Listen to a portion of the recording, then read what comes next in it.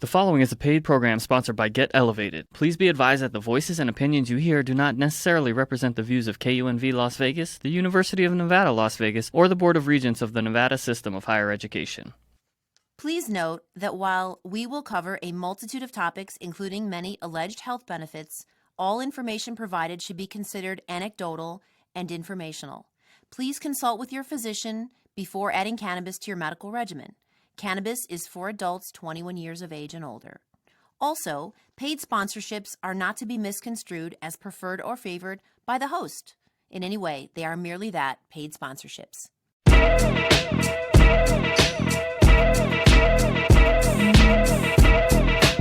Well, happy Saturday and good morning, Nevada and beyond. This is another episode of Get Elevated with Gia. Welcome back. If you're a returning listener, I so appreciate you coming back. Happy Saturday. Let's get the coffee. Let's get the smokes. If you're a new listener, thank you so much for finally making it over to Get Elevated with Gia. The show vision is global impact, awareness, and education of cannabis. We want everyone to understand the magic of this beautiful, awesome plant. The intention is to do this with truth and clarity, to have fun, to be transparent. And I am in the studio with Ray Fletcher, the magic man. Hello. Hey, what's up, Ray? And the name of this show, Down and Dirty with the Wing King of Las Vegas, Mr. Brian Peace. Brian, welcome. What is up, all my cannabis connoisseurs? Yeah. Okay, so I'm looking directly at Brian, who is really a beautiful sight. How long is your hair?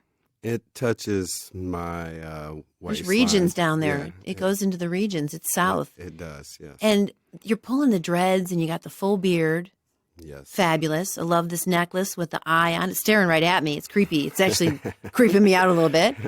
And I'm sitting here with roughly 24 wings-ish and a variety of sauces. So let's get cozy and talk about this Saturday morning episode of Down and Dirty with the Wing King of Las Vegas. What's this show about?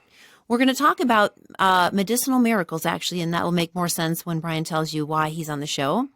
Cannabis as an inspiration. In this case, we're talking about food.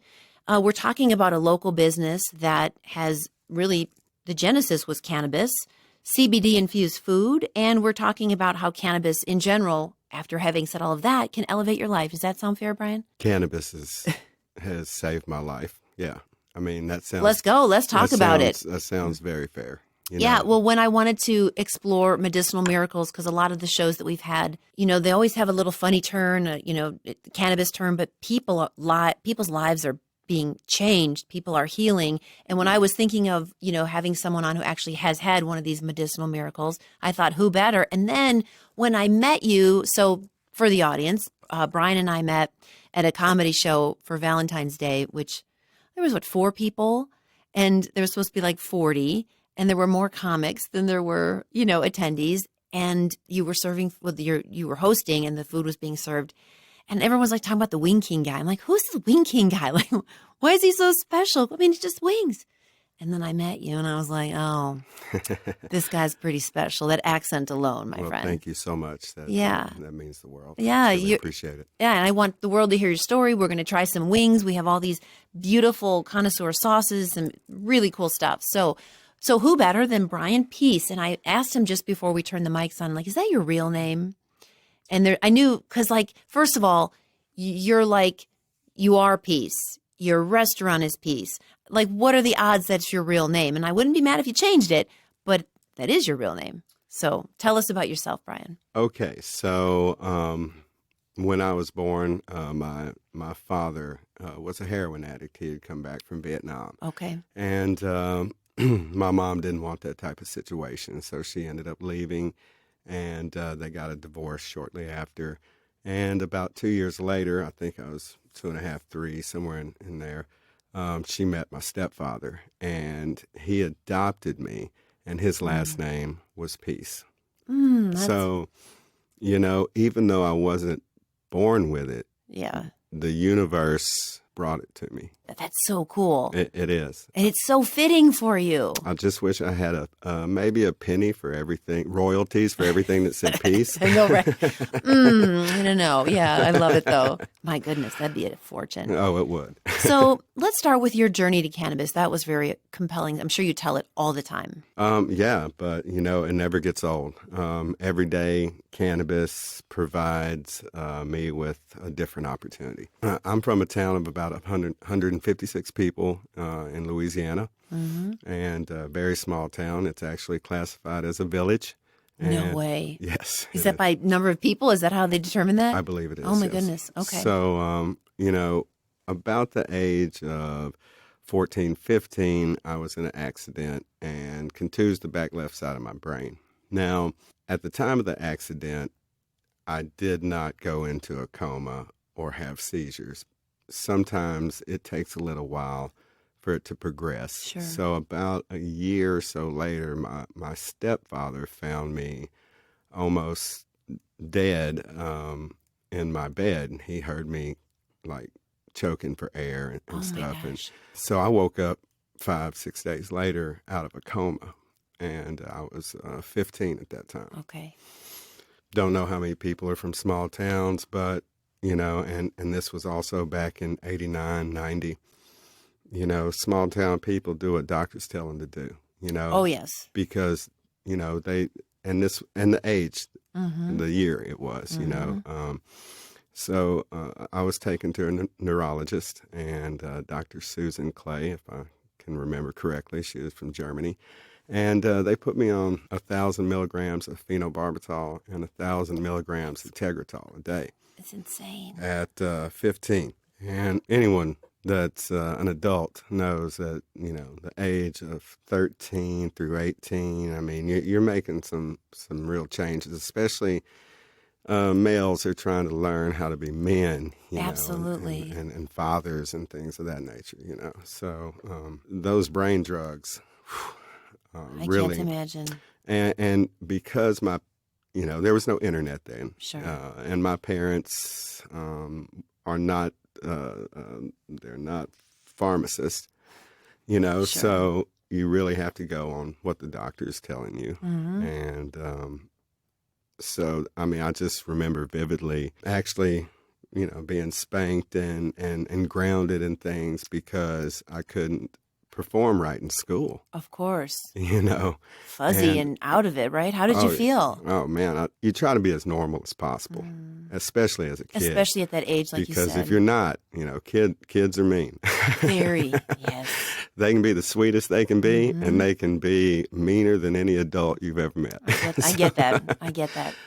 So I did my best, to stay who I was. But when it came to like math and reading and English and things that, All the basics. yeah, that you're having to do in high school, you're having to read Hamlet or whatever, and it just, on all those brain drugs, the words are just, I'd get 2 or 3 words in, and then it just scramble, and I would try to tell my parents that, try to tell the teacher that, and say, They didn't get it, though. excuses, and Sure. this and that. But, and no, to no fault of theirs, it's just when you're ignorant, you can't be held liable. So later, about 10 years later, I decided to move here to Las Vegas. When I was younger, I was really into sports, so I really didn't participate in cannabis. I really didn't. Okay. And the first time I smoked cannabis, I was with a really good friend, and it did nothing. Okay. And so, how old were you? About 15, Okay. somewhere in there. The Okay. first time I tried it, and it didn't do anything. And so I'm like, what's the big deal? So I really didn't revert back to it at any point in time. And so, but when I moved out here, it was just, that was in 2002. And so I believe Prop 215 was passed in 96 in California somewhere. And we were on the cusp of it here around that time. Sure. For medical and all Right. of that. But it was just, compared to where I come from in the South, it was everywhere. Yeah. And it wasn't no Mexican brickweed either. It was the fire, Right, right. And I've never heard that term, Mexican brickweed. Cool, I had that. I sure have. That's what I grew up with. Yeah, I mean, Oops. all my friends were pulling out seeds and stems, and they'd knock on. I remember we used to buy it, or my friends used to buy it. They'd knock on this door, and they'd pay $10, and they'd hand them 3 pre-rolled joints out the door, and then you'd have to take those 3, unroll them, take all the seeds and stem out, and roll one good fat one. Oh, that's awesome. So that's how it was in the South back then. But when I moved out here, I mean, it was everywhere. Right. And my friends had the best of the best. So on these barbiturates they had me on, they never stopped my seizures. Okay, all they did was put space between them, prolonged them a little bit. It cut it down from 3 or 4 a month to maybe 1 a month. Oh, okay. So they still weren't doing the full job. And I came out here and started smoking cannabis on a regular. What made you pick it up back? Just because it was so accessible? It was so accessible. And then I smoked some real stuff. There you go. Some real chronic, back then. That's what they called it. I was like, wow, now this right here, this is a whole different ball game. I remember I'd lay on the bed and watch the fan blade, and I was like, wow, man, I am high. I am real high right now. I mean, I think I'm chasing that now, to be honest with you. Oh my gosh. But nothing like it. That's awesome. Gio will be right back after a quick word from our sponsors. Can, the world's first microdose THC beverage, is now available in dispensaries all over Nevada. Out of all drinks in 2019, cannabis or not, BevNet recognized Can as the best new beverage. It's only 30 to 35 calories per serving and comes in 3 delicious and award-winning flavors: lemon lavender, blood orange cardamom, and grapefruit rosemary. More information and where to buy your 6-pack of Can is available at our website, drinkcan.com. That's with 2 N's, drinkcan.com. I noticed that 6 months went by, and I hadn't had a seizure. Okay, so you were still taking the other medications? I was still taking the other medications, yeah. But that was the longest period of time I'd ever been without a seizure. Right, so you knew something else was going on. Yeah, of course, yeah, for sure. Because if you're an epileptic... Wow, yeah, you know. There's things you're scared, driving, sure. holding your own baby. Oh, my goodness. I never thought about that. Yeah, a lot of people don't. I had a point where I felt like less of a man because I'm their protector, and I can't of course hold my kid without possibly having a seizure and busting their head or something, My goodness. And a lot of people don't think No. of it, but that's just some of the parts. Anyway, yeah, of course, I noticed for sure that I was like, wow, man, it's been 3... Now it's been 6 months and 9 months, and it got to a year. I was like, all right, man, I'm gonna get off this other stuff. I'm gonna do it. There hasn't been anything other change in my life other than cannabis. Sure, you knew. And so, unfortunately, with barbiturates that strong, you're not. You can't just. I'm done. No, and trying to go to your family, the ones who love you, and say, hey, man, I'm going to stop taking my medicine. Nobody wants to hear that. Nobody wants to hear that. They fear for your life. They fear for their life if, they're in a situation 100%. where you have a seizure. So I didn't tell anybody. And, I didn't tell my wife at the time, and I didn't tell my mom. That was probably smart, huh? It was really the only way I could go about it. I mean, there would have been so much drama. They would have been freaking out. And it was from love. Understood. Yeah, not from... They didn't want to see you. Right. So it took about almost a year to completely get off everything. Okay. You just did your own transition. Which we're not recommending, but we're saying that's what you did. Little less. I'm definitely not recommend. Yeah. Each week, month. I knew that, if I had a seizure or something, I would definitely be like, yo, hey, I quit taking my medicine. Let's get back on that. Sure, you would have fessed up. To me, I've had so many that what's one more? If it can keep me from not having them anymore, what's one more? Sure. Okay, so that was my... And you were just smoking. that was your consumption. Yes, back then, yes, at that point. Okay. I hadn't gotten into edibles Okay. or any of that yet. Yeah. So it wasn't necessarily the method of delivery. It was just the cannabis in your system was slowing. It was, and that makes sense based on everything we do now. It was the THC. In fact, at one point, just to make sure that I would have enough in my system, because smoking it doesn't stay in your system like an edible or something, I got on Marinol. Okay. And Marinol did the same thing. Okay. I don't know much. What is that for? It's for cancer treatment, to give you the I've heard of munchies. it. It's Oh, synthetic okay. THC, actually. Oh, right. Okay. And- I know I heard the name. Yeah, it was big, 10, 12, 20 years ago, Okay. but I haven't heard about it much anymore. Okay. Because cannabis is taking over. Sure. The So, real. Yeah, the the real deal. Yeah. So. But, God bless who came out with that, because it did help at times. Okay. And I can get into that later on. But anyway, I got off the barbiturates, and, I went to my family and was like, hey, I ain't trying to lie to y'all or anything, but this is something I had to do for me. Mm-hmm. And I quit taking my medicine a year ago, and y'all notice I ain't had no seizures. Right. And so everybody was a lot happier, because not only are barbiturates, they're brain drugs, but what are they doing to your kidneys and your liver? And, it's just, if you can take something that's natural and do or do even better Right. than what the Western medicine was doing. I mean, and I'm not here to tell you in any way that every person that has epilepsy can be cured by cannabis. Understood. In any way. Mm-hmm. It's just like any other drug. Everybody reacts differently to it. Totally. Everybody reacts differently, Everybody's process. What other, aside from the fact that you had less seizures, what was the quality of your life like compared to when you were on all the Oh, barbiturates? I mean, to be honest with you, it was like, wow, I can read. I can, don't get me wrong. I could read, but it was difficult, Wow. and after all that's out of your system, I'm like, man, I can look at this piece of paper and the words aren't jumbling. I'm not having to concentrate. Sure. Just reading. Yeah.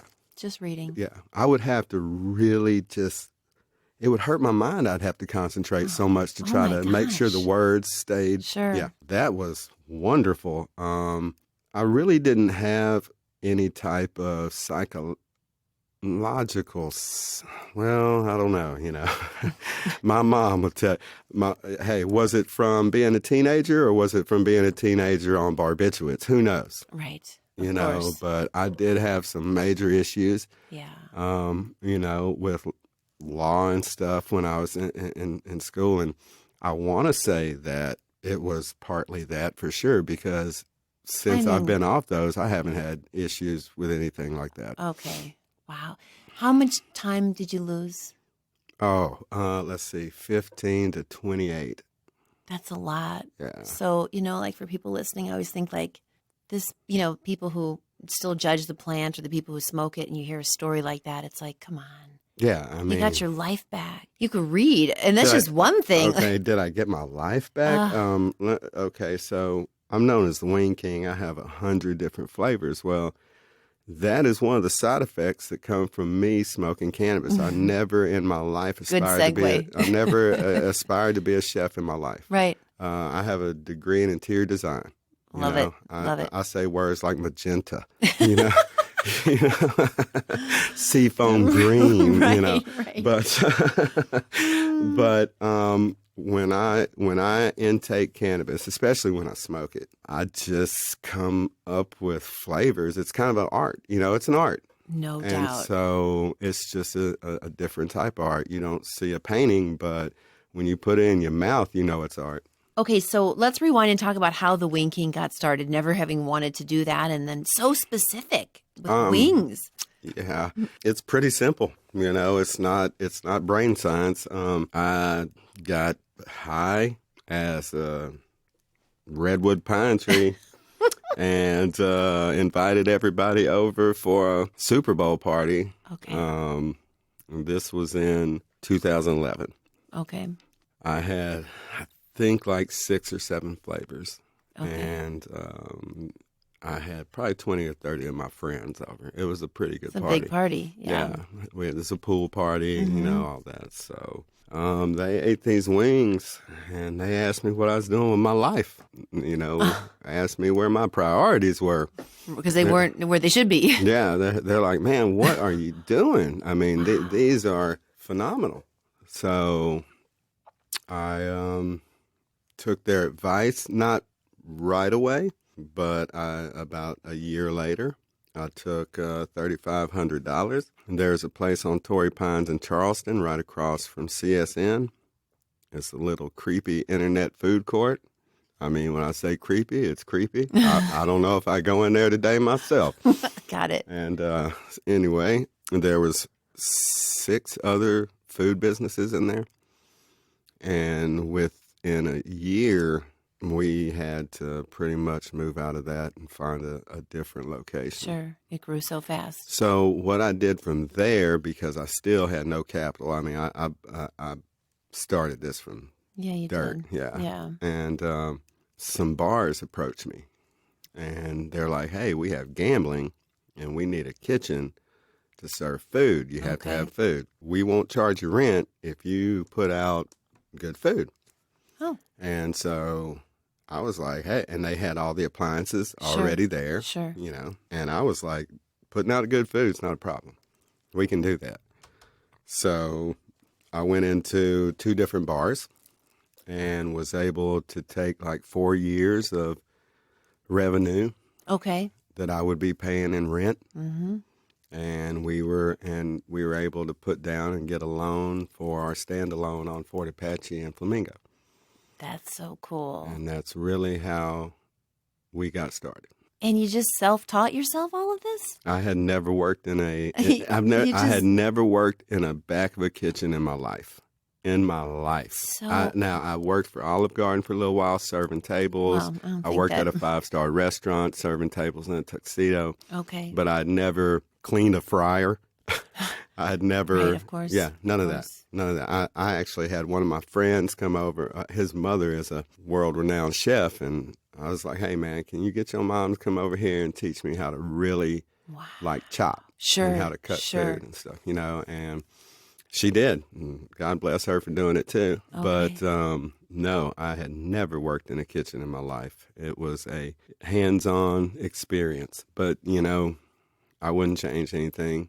I really wouldn't, because I'm a hands-on type of guy. Yeah. Now for a quick word from our sponsors. From the chief lobbyist of Matos Consulting, Jay is spearheading a new bill for consumption lounges. Jay is passionate about alternative places to consume cannabis, so our city and the Strip can remain family-friendly. Tell me about the reggae connection here, because the big vibe of that in the restaurant. So when we first opened on in the food court, it had a big back parking lot. And I love reggae music. Mm-hmm. So I asked a couple local bands to come and play, and that was a big hit. And they loved our wings. They loved our wings. So instead of going out here and printing a bunch of flyers and things that may fly off with the Vegas wind or someone just throw it in the trash, I decided to start looking at reggae bands' tour schedules. And so I lined up that every time a reggae band would be coming through Vegas. And so I got their manager's number. I got online, I did my research, I talked to other reggae bands who may have a connect here or there. Sure. Wow. And I hit up their management and I said, hey, man, I know you guys are on the road all the time. You don't eat it real good. So when you come in, if you're at the Brooklyn Bowl or you're at Triple B's or wherever you're playing at, I'll cater you guys for free. Okay. Let me tell you what, when you put the food in your mouth, it's a whole different experience than looking at a flyer. 100%. So our popularity through reggae is really what marketed us. Okay. Because it's a small group, but it's nationwide. Yeah. And everybody knows everybody. So Yeah. it got to the point where now they're hitting me up. Oh, Hey, can we okay. do this or can we do that? And then when I got into a bar that had a huge stage, Okay. it was like, hey, can we play at your place? My wife, who has a master's degree in business, was not too keen on me giving away. Of course. Yeah. And I was like, I know what I'm doing here. Mm-hmm. Yeah. That a person's going to tell more people when they eat something they like than they do if they, hey, man, I see this flyer here. Picture looks good. Yeah, Mm-hmm. yeah. So it come from my heart to try to feed these people. Sure. And it came from their heart to just any chance they got to tell someone. They paid it forward, didn't they? Absolutely. Yeah. That's Absolutely. beautiful. Wow. And you have some cool things on the menu. I mean, that is not for like calorie friendly people. And oh my God. The fries. What's in them? They're like coated in something. It's All right, so being from the South, yeah. we will take a vegetable that has all this nutrition and we will we'll boil all the nutrition out Absolutely. of it. We'll replace it with sugar and bacon grease, Right. and it will be to the point it's going to kill you from cholesterol Yes, and things of like that. course. When it started out nutritious, but it's bomb. It is. And that's why we all walking around with diabetes and no front teeth. Because they bottle feed us on sweet tea down there. I've lived in the South. It makes your teeth feel like there's a coat of fur on there. It's wonderful. So good. I lost like 15 pounds as soon as I moved out west. Of course. Just in the root. Just moving. Just no barbecue. Wait, you're vegan, aren't you? No. Calm down. Okay. I'm vegetarian. Oh, Now. right. Now. I'm vegetarian now for health purposes. Got it. Yes. Got it. Okay. But you've eaten your own wings? I have not eaten my own wings in probably like 2 or 3. Now, don't get me wrong. I'll take a bite of one to make sure quality control, and then all of that. But it's not an everyday thing, no. No, I mean, it wouldn't be healthy, for sure. Well, I could eat my wings. Yeah. Because we have, our wings are free range, no antibiotics, no steroids, no GMOs. I'm going to crush that. That's a main point to our that restaurant. But most places aren't. Yeah, I get it. And if I grab I grab something off the shelf at Smith's or Albertsons, most likely it's not. Understood. So I'm not even going to tempt myself. I got it. So what's the experience that you want people to have when they come to the Wing King? Or what do you think that they'll experience there? When you walk through our door, you see a big sign that says that one of my good friends from a reggae band painted. It says one world, one love, one world, one people, one love. Yeah. And that's what it is about. Whether you are, no matter what race you are, no matter if you eat meat, you're vegetarian, you're vegan, it does not matter. You can come to our restaurant and you can eat a meal that is a gourmet meal. I mean, we consider our wings gourmet wings. We have vegan wings that look just like flats and drums. They have a mock bone inside of them. I came up with that recipe about a year and a half ago, and by God, I had no clue there were so many vegan people. That it is absolutely amazing that 40% of my business is at a chicken wing place is vegan. Is it really that high? It is. And we have 3 separate fryers there just for vegan. Of course. Yeah, I mean. Thank you for that. People, it's nice to have options. Oh, absolutely. Yeah. When I turned vegetarian, I had to experience eating French fries while everybody's over there eating steak. Yeah. Or eating a salad while everybody's transition. Yeah, and it really opened my eyes. It opened my eyes to what people are. To me, I was missing savory. I get that. I was missing savory. Yeah. So I came up with this wing for vegans to be able to have something savory to eat, and how in the world do you go through Super Bowl without eating a wing? No, that's blasphemy. Right up here. I mean, here. So I mean, vegan and vegetarians, they deserve that too. I hear you. Preach.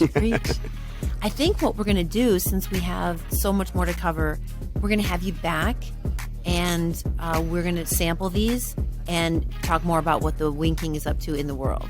Fair Sounds enough. great. So, friend, thank you for being here. We've got more to come on part 2 of Down and Dirty with the Wing King of Las Vegas. Wing King LV. What do you prefer, Brian? Yeah, we call it Wing King LV. Wing King LV. I'm not from here, so I still get it. Yeah, it's all good. Okay, Nevada. Where do you stand with that? Let's Let's clear it up right now. Let's do this. Well, if you live here, you better say Nevada, okay? Because this Nevada stuff is bougie. No. hey, but in the South, they show commercials that say Las Vegas, Nevada. So that's where we get it from. Okay, you know. it's Nevada. And it does sound cooler. Yeah, it sounds bougie. Anyway, friends, as I always like to say, welcome to the future of cannabis. My name is Gia. I'll be your tour guide.